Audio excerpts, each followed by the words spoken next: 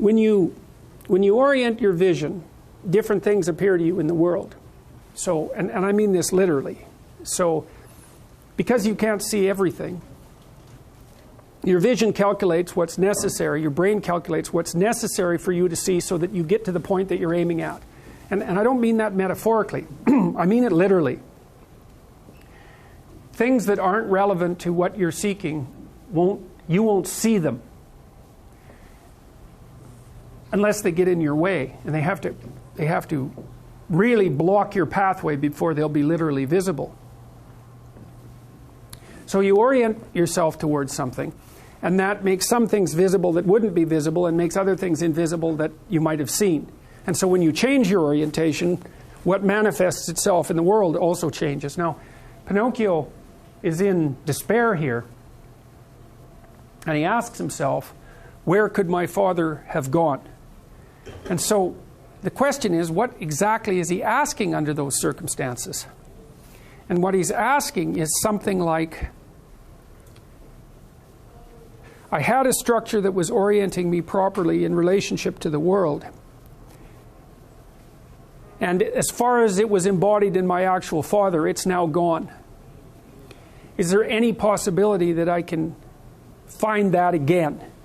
And that is what you want. You see, like if you're in a chaotic circumstance, maybe you've escaped, let's say, from a bad relationship or something like that, and you're out of it, but now you don't know what to do. What you're hoping is that you can get your life back together, right? That you can put the pieces that have fallen apart back together.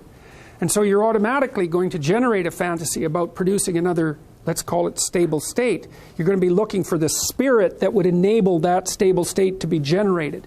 Because really what it is, in some sense, is your new personality.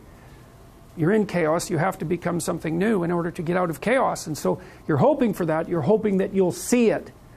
And so that's going to make certain things visible to you. That's the proper way of thinking about it.